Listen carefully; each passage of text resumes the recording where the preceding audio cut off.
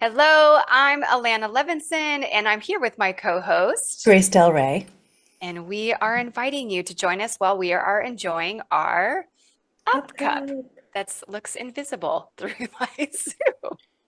To be a fly on the wall, hearing our conversations, stories, and practical tools about business, money, and relationships. They keep us and our clients moving forward in business. So welcome to the Up Cup. And the coffee quote of the day is sometimes the best coffee comes from the most unexpected beans, but not every bean blends well together. So, this episode, Brewing Success, is about why hiring friends and family isn't always the perfect blend. So, in talking about that, this may address some of the challenges and nuances of mixing personal relationships with business and how it can create more bitterness than you might expect. It's such a great topic because when you go to when you think of when you start your business, you're like, I just need an extra hand, and you go, I'll just I'll here's a prime example out of my own life. My grandparents ran a Chinese restaurant because they were immigrants from China, and they owned a restaurant and they opened it. They needed a cook. So my dad was unemployed at the moment. He came in and cooked for them, but he didn't know how to make Chinese food. Oh, So you could order as a special spaghetti because that's what he knew how to make. oh my gosh, that's really funny. It's like, oh, we're a Chinese restaurant with spaghetti on the side. Like, I mean, wow, yeah, God bless him for going in and helping, but that was not the menu. That's not the brand. that that's funny. Yeah. Well, yeah, it's in the realm of family businesses, which could be multi-generational. It could be, or sometimes you're starting a business and a family member or friend might be inspired by it, and they say, "Hey, and they have the time or they need the money, and they're available, and so they want to come join you." Or I actually have a client who started the business with a niece, and then the niece left, and now they're going through the mode of really owning the business, being the leader in the business, and managing aspects of it that they hadn't planned on. There's so many possibilities and dynamics that can come up. Where do you want to go first? I know. Um, I think the big one is setting boundaries, Okay. being able to know what to expect, what's the expectations when you're working with a family member or a friend, what's the expectation? Like, because it's easy to discount somebody. Oh, she'll take care of it because she's done it before. She's going to cover me. I'm going to go and do blah blah blah. And that person that keeps covering you kind of gets resentful because after a while they're like, what about my piece of the pie? Like, I don't get a very big piece. Or Or they, peace of mind. yeah. Or there's been times when I've worked with family members and didn't get paid. And I'm like, I have Mm, bills to pay. I need to pay my bills, yeah. you Yeah. know? Well, so it's a family is just super difficult, and especially because of the intergenerational thing. I think there's this, I haven't talked about this in a while. It brings up what I usually call unspoken agreements, Hmm. which are really assumptions. You're making assumptions that and I think a lot of the time it's subconscious versus conscious. And so there's assumptions that are being made that because this person is a family member, and there's that relationship, that there's going to be expectations met. But if you've never identified them or were clear about them, the what it is, how to do it, by when, and the importance of it, that things get lost in translation, and there aren't clear expectations, and then disappointments can happen, and then that ultimately can start to impact the relationship, let alone what's happening in the workplace or the business. Right. Like if you already have challenges with confrontation and you have Ooh, to avoidance. tell somebody that you love they did it wrong or they didn't do it to what the customer's expectation was, or you lost the customer because they didn't do their job, like it is hands down the hardest conversation you're going to have because it's going to affect Yeah, good. the relationship when you go to dinner or when you go to like have a family gathering, and then you're looking at this person and you're both having unsaid things come up, especially if you don't bring it up and like address it. Yeah, because otherwise it'll stew, and the longer it stews, the bigger it's going to get, or the more intense it's going to feel, and then you're going to feel resentment. But is it really resentment at the other person, or is it at yourself because you're not bringing it up and you're avoiding it? So here's look, I like to say I like to live in a world where there's always a solution. So here's a solution, and this is something that people are probably not doing or rarely doing. It's to Mm. set the stage from the very beginning, before or going into it, having a conversation up front and saying, okay, if we're going to do this, I reserve the right to take my family hat off or my friendship hat off and put my leader, my manager, my business hat on, and to have an adult, upfront, empathetic conversation about what's getting done, what's not getting done. In the work world, it's often called performance, but Mhm. really what it boils down to is what needs to get done, but it's not, or what is being done that is unproductive or causing things to derail or become an unnecessary obstacle. So reserving the right, having to have that conversation up front, that if something like this happens, that either of us feel safe saying, hey, we need to have a conversation, and can we do it in such a way, set some ground rules about how we engage in it so that we don't take it personally. How can we do this so that we don't take it personally, and we make sure that we're always serving the business regardless of the role that each of us are playing, and be really clear about those roles that each of us are playing. Um, and to always be checking in with ourselves intentionally, right? Like, don't wait until a problem occurs. Like, you actually have regular meetings to check in on how are things going? How are we doing? Right. Yeah. And being able to take into account like life happens. Hmm. Life happens. And it's not the excuse, but you can't stop a child from getting sick. No. You can't stop a loved one from having a car accident and they're out of commission because their brain isn't working because they're in a car, like there's things that are going to happen that are going to like do it. What builds instead of break down relationships is having honest conversations that you can say, okay, we know here's the problem, here's the challenge that we're having right now. Name what it is, and then how can we come up with a solution that's going to work for all of us? Hmm. Not just me, but for all of us. It's a win-win. A Yeah. win-win. And Yeah. it may be hiring somebody else. It may be having somebody else in the company take over this role at this time until you're better, or because you're not going to want to do it anymore. You did it just to get us through, kind of thing. But being able to, and it's one of those challenging things because like as best friends or good friends and or family member, Family. Yeah. you have to be able to have that check in, like, and be like, I need you to be honest. Like, if you hate being the office manager, but you're doing it because that's the role that we need to fill, then let's start making a list together of all the things you do, and then let's honestly look at like, well, where else do you want to spend your time? And then start to look to how to hire somebody to replace that position. Yeah. It will require a very high level of honesty with oneself as well as with each other. But again, not as just like this one-time conversation, like, oh, okay, we've talked about that, we're done. No, you're going to want to have those conversations ongoingly with intention and purpose, and always check in, because that will continue to create a safe environment and safe space to be able to communicate with one another and see how things are going and manage expectations. Yeah, I think that's where that it goes sideways so many times in those generational conversations with mom or dad or sister, brother, cousins.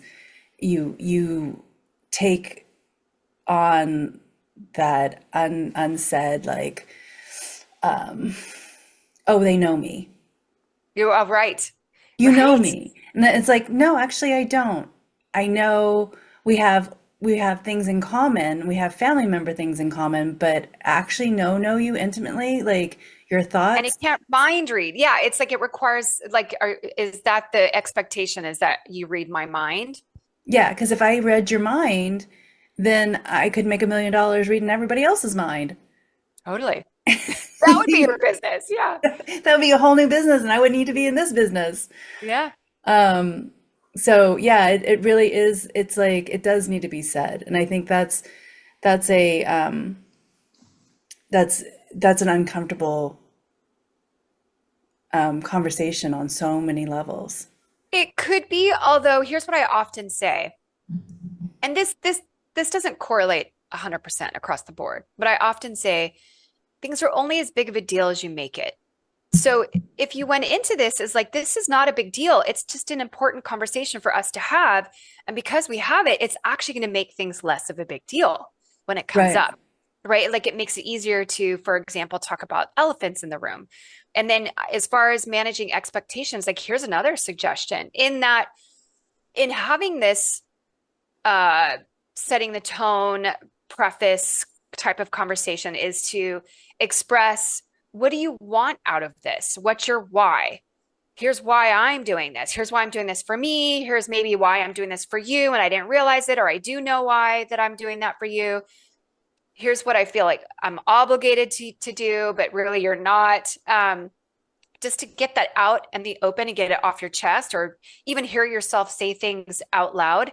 But what's your why? What do you want out of this? Maybe, you know what, by working with you in this company and doing this role, I'll have the opportunity to learn these things or, build strengths in that area that I might not get the opportunity to do anyplace else because no one's going to hire me because I don't have it yet. But because we know each other and we have a close relationship, you're willing to take a risk on me. That means the world to me.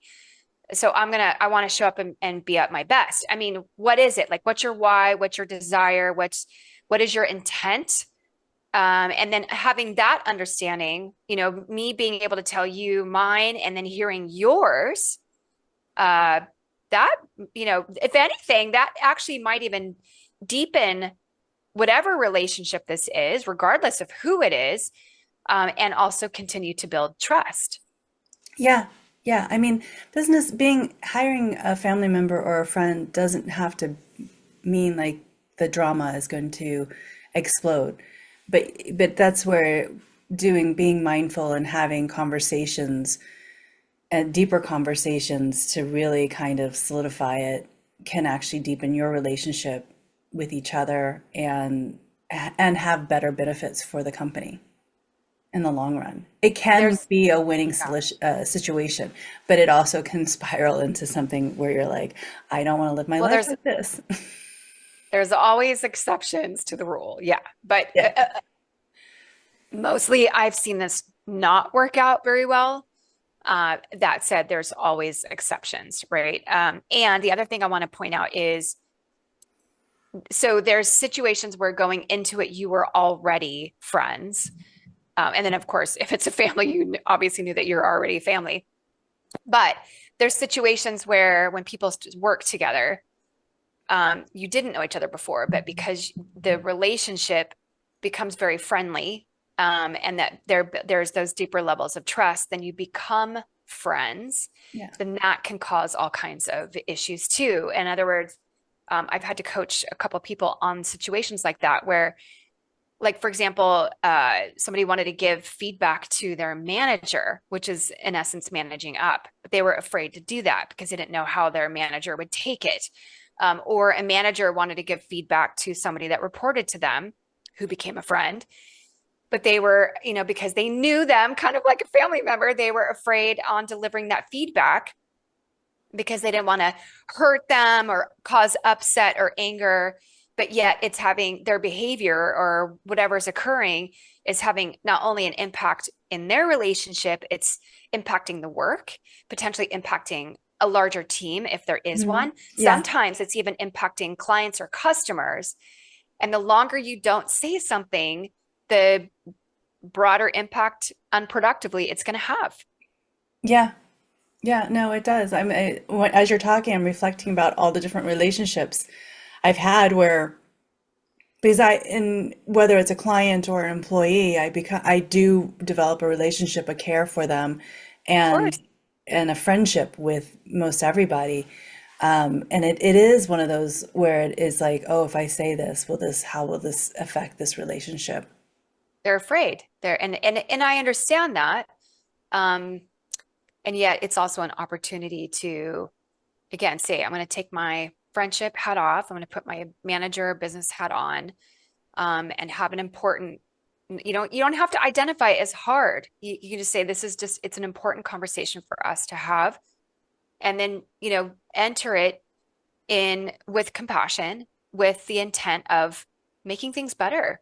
Yeah. And if you're truly being authentic in your energy in that way, and you're being heart-centered about it, which I talk about a lot, it, even if it's hard for the other person to hear, most likely they'll be like, what you're saying isn't far off from the truth, or wow, I didn't realize that I was coming across that way, or I was doing that, or I was having that impact, or um, and then now they have an opportunity to do something about it. Yeah, go ahead. Yeah, no, it just made me think about like that the hardest conversations often have a profound effect when coming from a heart-centered place. And Like, it removes obstacles that were there before. And you're not like over time I've learned this, that you're not doing anybody any favors by not saying the truth. mhm. Like not saying it, thinking that you're protecting them actually like creates a codependency, a crutch from them to continue doing what isn't serving you or them, quite frankly, Or enabling them or to enabling them to continue that behavior that's not yeah, working for the business, working for you, not even working for them in their real life, but they think they're getting away with it. yeah. So to wrap this up, what are you taking away from all this, as to what people can actually do, you know, if they're considering hiring somebody that's a friend or family, or they're already working with someone who's a friend or family, or they've become friends and had developed a close relationship with someone? I would say, I would say there's two things. One, the quick answer is call Alanna. Go get some coaching with Alanna to set those boundaries. But definitely from our conversation, what I gathered was that, having a conversation before you hire that person, before you take them on, is to set the boundaries of the expectations of what they can bring to it, and then having deeper and deeper conversations, just like you have like with hiring people, you want to have like a million questions. Hiring your friend or family member, having a million questions of like, what if this happens or what if that happens? What do we do? So we have a backup plan in place. So we know, Totally. Yeah. yeah, like, or like, I know, for example, I often hire women that have children, Mm-hmm. and I know the summer is going to be hard. We actually don't have a heavy workload in the summer, so it kind of coincides with summer break. But it's one of those things you have to like look to plan for, is that people are going to go on vacation with their kids. They are going to need breaks off. You have to have those deeper conversations about how we're going to cover each other and the workload that has to happen. Yep. The only thing I'll add really quickly before we say our goodbyes is, because I haven't said this yet, and I think it's important, is that, if especially if whether it's somebody that you knew as a family or friend before, or you befriended them, as because the relationship developed through the work, is to go into conversations like this and say, I want to bring this up because this relationship means a lot to me. And I don't want the topic at hand or things not getting done or things not getting done in a way that doesn't serve the business to affect our relationship because it means a lot to me. To you say something like that, have the courage and make it intentional in communicating something like that. That will speak to somebody else's heart for sure. Yeah, and being able to like set like just like you said a safe word in certain situations, you have to put a safe word. It's the same thing, like what is the word to say like I need a meeting, we need to discuss some things that are feeling uncomfy. Yeah. So we can They're talk just, about it. or yeah, you've heard me say this before. Sometimes I say something feels kind of icky. Can we talk about it? Yeah. It's a lighthearted way of saying something's bothering me or something's not working. And yet it's like, it's not personal. It's just something feels off. And to not personalize it as much as possible. Yeah.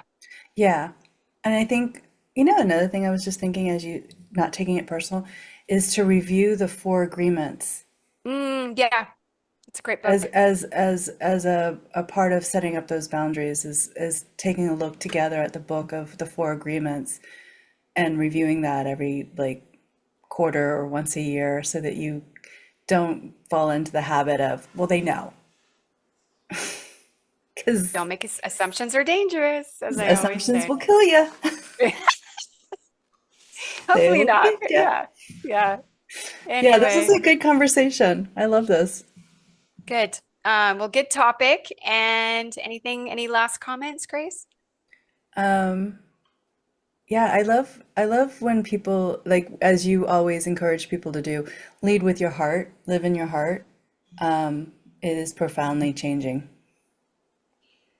I too am practicing it more and more myself. So, yes, absolutely. All right. Thanks everyone for listening. Hopefully, you got some good beans or nuggets out of this. And we look forward to seeing you next time. Bye.